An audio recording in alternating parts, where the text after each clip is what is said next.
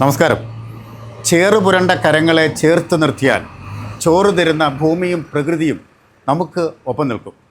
ഇന്ന് മായമില്ലാത്ത ഭക്ഷ്യ ഉൽപ്പന്നങ്ങൾ ലഭിക്കുക എന്ന് പറയുന്നത് മലയാളികളുടെ ഒരു സ്വപ്നമായി മാറുമ്പോൾ ആ സ്വപ്നം സാക്ഷാത്കരിക്കുന്ന ഏറെ പ്രശസ്തമായ ഒരു സ്ഥാപനത്തെയാണ് ലൈവ് ടിവിയുടെ കേരള ഗൈഡിലൂടെ ഞാനിന്ന് പരിചയപ്പെടുത്തുന്നത്. നമ്മുടെ കോട്ടയം കളത്തിൽപ്പടിയിലുള്ള RK ഓയിൽ മിൽസ്. ഒരുപാട് ഭക്ഷ്യ ഉൽപ്പന്നങ്ങൾ, നാടൻ ഉൽപ്പന്നങ്ങളൊക്കെ ഇവിടെയുണ്ട്. നമ്മുടെ ആരോഗ്യത്തെ സംരക്ഷിക്കുന്നതിന് വേണ്ട ഒരുപാട് ഐറ്റംസാണ് ഇവിടെ ഉള്ളത്. അതേതൊക്കെയാണ്, എങ്ങനെയാണ് ഇത് തയ്യാറാക്കുന്നത് അറിയണ്ടേ? ഖമാ.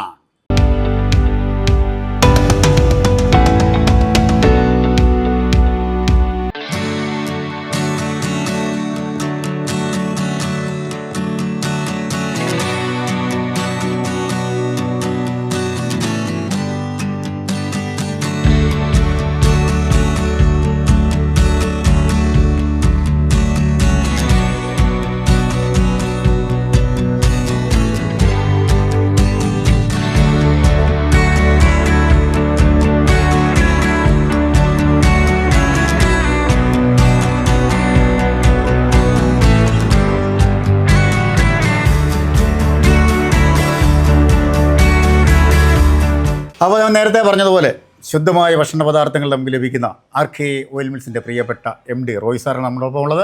റോയ് സാറും മക്കളും ഉണ്ട്. 3 പേരെയും പ്രോഗ്രാമിലേക്ക് സ്വാഗതം ചെയ്യും. ആദ്യം മക്കളെ ഒന്ന് പരിചയപ്പെടുത്തുക. ഇത് മകൻ റോണി ജേക്കബ് റോയ്, ഇത് മോള് റീനു ജേക്കബ് റോയ്. അത് ശരി. ഇത് കൂടാതെ എനിക്ക് ഒരു മകനൂടെ ഉണ്ട്, വിദേശത്ത് ബ്രേക്കോളർ MD ചെയ്യുകയാണ്. അത് ശരി.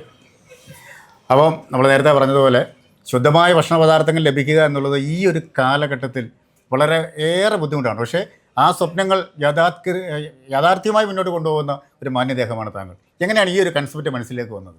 ഞാൻ ബേസിക്കലി ഒരു ഇലക്ട്രിക്കൽ കോൺട്രാക്ടറാണ്. അത് ശരി. അപ്പോൾ ഈ ചക്കിലാട്ടിയ വെളിച്ചെണ്ണ എന്ന് പറഞ്ഞുകൊണ്ട് നമ്മുടെ കേരളത്തിലൂടെ നമ്മൾ സഞ്ചരിച്ചാൽ പലയിടത്തും ചക്കിലാട്ടിയ വെളിച്ചെണ്ണയുടെ ബോർഡുകൾ നമ്മൾ കാണുന്നുണ്ട്. അതിനകത്തൊരു 60 മില്ലിൻ്റെ വർക്കുകൾ ഞാൻ ചെയ്തു കൊടുത്തതാണ്. അന്ന് തൊട്ട് എനിക്ക് സ്വന്തമായിട്ട് ഈ ഒരു മില്ല് തുടങ്ങണമെന്ന് ആഗ്രഹം ഉണ്ടായിരുന്നു. അതനുസരിച്ചാണ് ഞാൻ കോട്ടയം ടൗണിൽ കുട്ടികളുടെ ലൈബ്രറിയുടെ വാതിക്കൽ ആദ്യമായിട്ടൊരു മില്ല് തുടങ്ങിയത്. അത് കഴിഞ്ഞ് ഒരു വർഷം കഴിഞ്ഞപ്പോഴാണ് കളത്തിപ്പടിയിലെ ഈ മില്ല് സ്റ്റാർട്ട് ചെയ്യുന്നത്. അത് ശരി. അപ്പോൾ ശരിക്കും എന്തൊക്കെ ഉൽപ്പന്നങ്ങളാണ്, പ്രകൃതിദത്തമായ ഒരുപാട് ഉൽപ്പന്നങ്ങൾ ഞാൻ കാണുന്നത് എന്തൊക്കെയാണെന്ന് പ്രേക്ഷകർക്ക് വേണ്ടി പറയാമോ? നമ്മൾ കൊപ്ര ആണ് ഇതിനകത്ത് മെയിൻ എന്ന് പറയുന്ന സാധനം. അത് നമുക്ക് കോതമംഗലത്ത് നമ്മുടെ ഒരു സുഹൃത്തുണ്ട്, അത് ശരി, ബാബു എന്ന് പറഞ്ഞ പേരുള്ള. അദ്ദേഹത്തിൻ്റെ കയ്യിൽ നിന്ന് നല്ല കൊപ്ര അവിടുന്ന് കളക്ട് ചെയ്യും. അതുകൂടെ വാകത്താനത്ത് ഒരാളുണ്ട്, അവരിൽ നിന്ന് നമ്മളത് കളക്ട് ചെയ്യും. അതാണ് കൊപ്രയെ സംബന്ധിച്ചിടത്തോളം നമുക്ക് പറയാനുള്ളത്. പിന്നെ രണ്ടാമത്, നമ്മുടെയൊക്കെ ചെറുപ്പത്തിൽ നമ്മുടെയൊക്കെ അമ്മച്ചിമാരുണ്ടാക്കിയ തേങ്ങാപ്പാലിൽ നിന്ന് ഉരുളിക്കകത്തിട്ട് ചൂടാക്കി അവസാനം എണ്ണയാകുന്ന ഉരുക്ക് വെളിച്ചെണ്ണ എന്ന് പറയുന്ന സാധനം, അത് നമ്മുടെ ഇമ്പോർട്ടൻ്റ് ആയ സാധനമാണ്. അത് ഞാൻ ചോദിക്കാൻ വേണ്ടി, എന്താണ് ഈ ഉരുക്ക് വെളിച്ചെണ്ണ? ഉരുക്ക് വെളിച്ചെണ്ണ എന്ന് പറയുന്ന സാധനം തന്നെ ഈ തേങ്ങാപ്പാൽ ഉരുളിക്കകത്തിട്ട് കുറേ സമയം ഇളക്കി കഴിയുമ്പോൾ അവസാനം വരുമ്പോൾ പാലായിട്ട് കിട്ടും. അതാണ് കുഞ്ഞുങ്ങൾക്കൊക്കെ അന്ന് നമ്മുടെ ചെറുപ്പത്തിൽ, അതായത് പഴയ ഒരു 40-50 വർഷത്തിന് മുമ്പുള്ള കാലഘട്ടത്തിലുള്ള കുഞ്ഞുങ്ങളെയൊക്കെ തേച്ച് പ്രായമായ അമ്മച്ചിമാർ കുളിപ്പിച്ചുകൊണ്ടിരുന്ന ഉൽപ്പന്നമാണത്. ശരി. നമ്മുടെ ഈ സ്കിൻ സംബന്ധമായ പ്രശ്നങ്ങൾക്ക്, ചർമ്മരോഗങ്ങൾക്കൊക്കെ വളരെ നല്ലതായിട്ടാണ് പൊതുവേ തന്നെ അഭിപ്രായപ്പെടുന്നത്. മറ്റ് എന്തൊക്കെ ഉൽപ്പന്നം? ഒരുപാട് ഐറ്റംസ് ഞാൻ കാണുന്നു നാച്ചുറൽ ആയിട്ടുള്ള. ഇതിവിടെ എന്ന് പറഞ്ഞാൽ പിന്നെ ഉള്ളത് നമുക്ക് മുളക് പൊടിയാണ്. ശരി. മുളക് പൊടി അങ്ങനെയുള്ള പൊടികളെല്ലാം എൻ്റെ കയ്യിലുണ്ട്. അതിവിടെ തൊട്ടടുത്ത് തന്നെ തിരുവഞ്ചൂർ എന്ന് പറഞ്ഞ സ്ഥലത്ത് ഒരു വീട്ടിലുണ്ടാക്കുന്ന സാധനങ്ങളാണ്. അതിനകത്ത് സിംഹഭാഗവും വിദേശ മലയാളികളും അവധിക്ക് നാട്ടിൽ വരുന്ന ആൾക്കാരാണ് ഇത് കൊണ്ടുപോകുന്നത്. ഇപ്പം നമ്മളിപ്പോൾ ഓർഡർ ചെയ്താൽ പോലും ഒരു 30 ദിവസം കഴിയാൻ നമുക്ക് കിട്ടത്തില്ല. അതുപോലെ നല്ല ക്വാളിറ്റി ആയതുകൊണ്ട് ആവശ്യക്കാർ കൂടുതലാണ്. ശരിക്കും ഇപ്പോഴത്തെ ഈ കാലഘട്ടത്തിൽ ഇങ്ങനൊരു സ്ഥാപനം ആളുകൾ അറിയപ്പെടേണ്ടത് ആവശ്യമാണ്. അതുകൊണ്ടാണ് ശരിക്കും താങ്കളെ ഞങ്ങൾ പരിചയപ്പെടുത്തുന്നത് തന്നെ. അതുപോലെ ഈ ചക്കിലാട്ടിയ വെളിച്ചെണ്ണ, അതിൻ്റെ പ്രത്യേകത എന്താണ്? ചക്കിലാട്ടിയ വെളിച്ചെണ്ണ എന്ന് പറയുന്നത് നമുക്ക് ഇതിൻ്റെ അകത്ത് പറയാൻ, ഞാൻ ആദ്യം തന്നെ പറഞ്ഞല്ലോ, ഏറ്റവും നല്ല കൊപ്ര നമ്മൾ മാർക്കറ്റിൽ നിന്ന് അതിലുള്ള ഏജൻസികളുണ്ട്, അവരുടെ നിന്ന് കളക്ട് ചെയ്തിട്ട് നമ്മളിവിടെ തന്നെ ഇത് ഉൽപ്പാദിപ്പിച്ചിട്ട്, ഇപ്പം തന്നെ കണ്ടില്ല നമ്മൾ കൊപ്ര ഇതിൻ്റെ അകത്ത് അത് ആട്ടി സ്റ്റീൽ ബാരലിൻ്റെ അകത്ത് വെക്കുന്നു. ഒരാഴ്ച കഴിയുമ്പോൾ അത് നാച്ചുറലായിട്ട് തന്നെ ഫിൽട്രേഷൻ നടക്കുകയാണ്. അതിൻ്റെ അത് പ്രത്യേകിച്ച് നമ്മൾ വേറെ ഒന്നും ചേർക്കുന്നില്ല. അതാണ് ഇത്ര നല്ല തെളിഞ്ഞ് നല്ല ശുദ്ധമായ വെളിച്ചെണ്ണ നമുക്ക് കൊടുക്കാൻ പറ്റുന്നത്. അതുകൊണ്ടാണ്. മറ്റൊരു കടയിലും കാണാത്തൊരു ബോർഡ് ഞാനിവിടെ കണ്ടു. ഇവിടേക്ക് വരുന്ന വെളിച്ചെണ്ണ നാച്ചുറൽ ഫിൽറ്ററിങ് മാത്രമേ ഉള്ളൂ. നിങ്ങൾ വീട്ടിൽ കൊണ്ടുപോകുമ്പോൾ ചിലപ്പോൾ മട്ടം നടിയും കേട്ടോ. അതല്ലേ ശരിക്കും നാച്ചുറൽ വെളിച്ചെണ്ണയുടെ പ്രത്യേകത. അതാണ് തീർച്ചയായിട്ടും. അത് അങ്ങനെ ഒരു ബോർഡ് വെക്കാൻ വേണ്ടിയുള്ള പ്രചോദനമാണ്. ശരിക്കും എല്ലാവരും പരസ്യം ചിന്തിക്കുന്നു, താങ്കളത് സത്യസന്ധമായി എഴുതി വെച്ചു. നമുക്ക് വേറെ പ്രത്യേകിച്ച് നമ്മളതിൻ്റെ അകത്ത് വേറെ ഒന്നും ചെയ്യുന്നില്ല.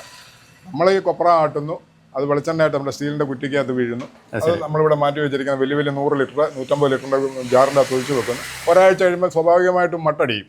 അപ്പം നമ്മൾ അത് കഴിഞ്ഞ് അത് വീണ്ടും അതെടുത്ത് ബോട്ടിലാക്കിയാലും ഒരാഴ്ചക്കുള്ളിൽ ഇരുന്ന് കഴിഞ്ഞാൽ ചോട്ടിൽ ഒരു ചെറിയൊരു മട്ടടി മട്ടടി. എൻ്റെ ചെറുപ്പകാലത്ത് ഞാൻ വീട്ടിലിങ്ങനെ കണ്ടിട്ടുണ്ട്. അപ്പോൾ അത് നമ്മൾ ആദ്യം തന്നെ വരുന്ന ആൾക്കാരോട് നമ്മൾ പറയുകയാണെങ്കിൽ അതാണ് നാച്ചുറൽ വെളിച്ചെണ്ണ എന്നുള്ളത്. അതെ. നമുക്ക് ഈ ഉൽപ്പന്നങ്ങളൊക്കെ എങ്ങനെയാണ് ചേട്ടാ സെയിൽ ചെയ്യുന്നത്? എവിടെയാണത് വാങ്ങിക്കാൻ കിട്ടുന്നത്? ഞാൻ ഇതിൻ്റെ അകത്ത് മെയിനായിട്ട് നമുക്ക് ഈ ഷെൽഫിലിരിക്കുന്ന ഏലം, ഗ്രാമ്പു, കറുവാപ്പട്ട. അത് ശരി. അല്ല, നമ്മൾ സെയിൽ ചെയ്യുന്നത് എങ്ങനെ, ആളുകളിലേക്ക് എത്തിക്കുന്നത് എങ്ങനെയാണ്? വരുന്ന ആൾക്കാർ ഇത് കണ്ട് ഇവിടെ തന്നെയാണോ നമ്മുടെ ഷോപ്പ് ഉള്ളത്? ഷോപ്പ് ഇവിടെ ഉണ്ട്, കോട്ടയത്തും ഉണ്ട്. ഈ 2 കടയിലും ഈ പറഞ്ഞ സാധനങ്ങളെല്ലാം ഉണ്ട്. അത് ശരി. നമുക്ക് ഹോം ഡെലിവറി സൗകര്യങ്ങളൊക്കെ ഉണ്ടോ? ഹോം ഡെലിവറി എന്ന് പറഞ്ഞാൽ ഇപ്പോൾ ഈ കളത്തിപ്പടിയെ സംബന്ധിച്ചിടത്തോളം ഫ്ലാറ്റും വില്ലാസിൻ്റെ ഒക്കെ ഒരു ഏരിയയാണ്. അത് ശരി. അപ്പം നമ്മളിപ്പം പലരുമായിട്ട് ഇങ്ങനെ ബന്ധപ്പെട്ട് ഓരോ കെയർടേക്കറൊക്കെ ആയിട്ട് സംസാരിക്കുന്നുണ്ട്. സംസാരിച്ചിട്ട് അവരൊരു അത്യാവശ്യം ഒരു 10-25 കിലോ ഓർഡർ വരുവാണെങ്കിൽ നമ്മൾ അവിടെ കൊണ്ട് കൊടുക്കാവുന്ന രൂപത്തിൽ തന്നെയാണ് ഇപ്പോൾ നമ്മൾ ഫോം ചെയ്തിരിക്കുന്നത്. ശരി. റോജിയുടെ ശരിക്കും ബേസിക്കലി ഒരു കർഷകനല്ലേ? ഞാൻ കർഷകൻ എന്ന് പറഞ്ഞു കഴിഞ്ഞാൽ അങ്ങനെ വലിയ എസ്റ്റേറ്റും ഏക്കറുകളൊന്നും ഇല്ലെന്ന്.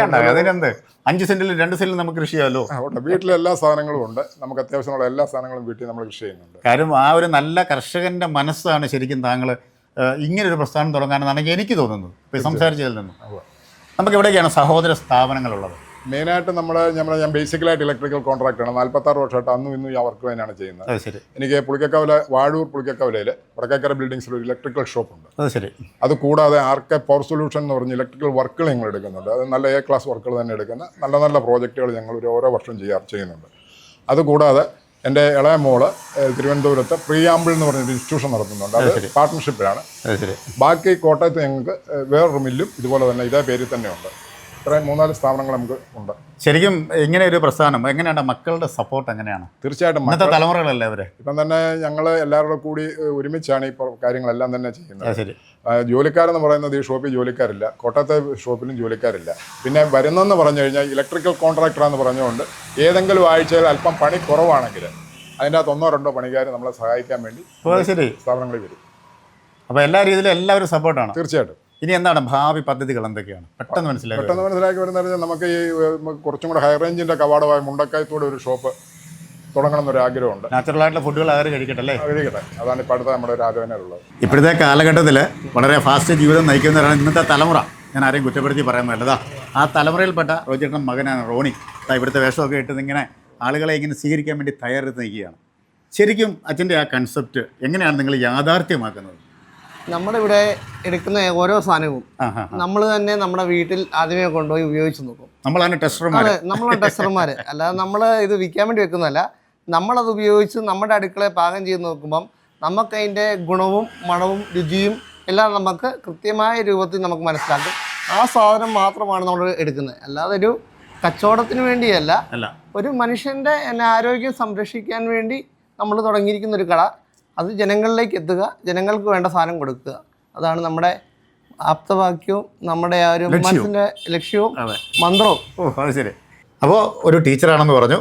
ബ്രദറിൻ്റെ വർത്തമാനം നമ്മൾ കേട്ടു. ഭയങ്കര ആത്മവിശ്വാസം. അച്ഛനും എങ്ങനെയാണ് ഇതിനെ നോക്കിക്കാണുന്നത് ഈ ഒരു കാലഘട്ടത്തിൽ ഇങ്ങനെ ഒരു പ്രസ്ഥാനം? വളരെ നന്നായിട്ട് തന്നെയാണ് ഞാൻ നോക്കിക്കാണുന്നത്. കാരണം ഞാനൊരു ടീച്ചർ എന്നുള്ള രീതിയിൽ പോകുമ്പോഴത്തേനും പല മേഖലയിൽ പല കുട്ടികളുമായിട്ട് ഞാൻ ഇടപെടാറുണ്ട്. പക്ഷെ അവിടെ നിന്നൊക്കെ കൂടുതൽ കുട്ടികൾ ഇപ്പം ജങ്ക് ഫുഡിന് അഡിക്റ്റാണ്. അവർക്കൊന്നും ഈ പറയുന്ന പോലെ എന്താണ് നാടൻ സാധനങ്ങൾ, നാടൻ രീതികളൊന്നും അവർക്ക് അത്രമേൽ അറിയത്തില്ല. അപ്പം അതിലേക്ക് ഇങ്ങനെ ഒരു കോൺസെപ്റ്റ് വന്നു കഴിയുമ്പോൾ തന്നെ എൻ്റെ കുട്ടികൾ പോലും പലരും മിസ്സേ എങ്ങനെയുണ്ട് ഈ ഒരു രീതി, ഞങ്ങൾക്കും ഇത് വേണം, ഞങ്ങൾക്കും ഇതുപോലുള്ള നാടൻ സാധനങ്ങൾ ഉപയോഗിക്കണം. അവരും മുന്നിലേക്ക് വരുന്നുണ്ട്. പുതിയ പുതിയ ബിസിനസ് ആശയങ്ങൾ. യുവാക്കളെല്ലാവരും ഇപ്പോൾ വിദേശത്താണ്. എല്ലാവരും ആർക്കും നാട്ടിൽ നിൽക്കണമെന്നൊരു താല്പര്യവും ഇല്ല. അതെ, ഇങ്ങനെയുള്ളൊരിത് കാണുമ്പോഴത്തേനും ആൾക്കാർക്ക്, പുതിയ തലമുറയ്ക്ക് ഇതുപോലുള്ള ബിസിനസ് സംരംഭങ്ങളിലേക്ക് വരാൻ വേണ്ടി അവർക്കൊരു ഉണർവ് കൊടുക്കുന്ന രീതിയിലേക്ക് ആവുന്നുണ്ട്. അപ്പോൾ അതിലേക്ക് ഇനിയും പുതിയ തലമുറ ഇതുപോലുള്ള നാടൻ സാധനങ്ങളും അതുപോലുള്ള പ്രൊഡക്റ്റുകളും ഒക്കെ ഉൽപ്പാദിപ്പിക്കട്ടെ എന്ന് ഞാൻ ആശംസിക്കുന്നു. ഞാൻ തുടക്കത്തിലെ ഇൻട്രോയിൽ പറഞ്ഞതുപോലെ തന്നെ പെട്ടെന്ന് മനസ്സിലേക്ക് വന്നൊരു വാചകമാണ്, ചേറുപുരണ്ട കരങ്ങളെ ചേർത്ത് നിർത്തിയാൽ ചോറ് തരുന്ന പ്രകൃതിയും മനുഷ്യനും ഒക്കെ നമ്മോടൊപ്പം നിൽക്കും. എന്തായാലും നിങ്ങൾ അതിന് മുന്നോട്ട് നയിക്കുന്നു. ആ ഒരു പ്രക്രിയ ഇനിയും മനസ്യൂതം തുടരട്ടെ. അച്ഛനൊപ്പം എല്ലാവിധ ആയുരാരോഗ്യ സൗഖ്യങ്ങളും നിങ്ങൾക്ക് നേരുകയാണ്. അപ്പോൾ ശുദ്ധമായ ആഹാര പദാർത്ഥങ്ങൾ മായമില്ലാതെ കലർപ്പില്ലാതെ കർഷകൻ്റെ കയ്യിൽ നിന്നും വാങ്ങുന്നത് പോലെ ലഭിക്കുന്ന RK ഓയിൽ മിൽസിന് എല്ലാവിധ ആശംസകളും നേർന്നുകൊണ്ട് ക്യാമറാമാൻ റിജോയ് പറവൂരിനൊപ്പം സൈനിങ് ഓഫ് ഷിയാദ് ചങ്ങനാശ്ശേരി.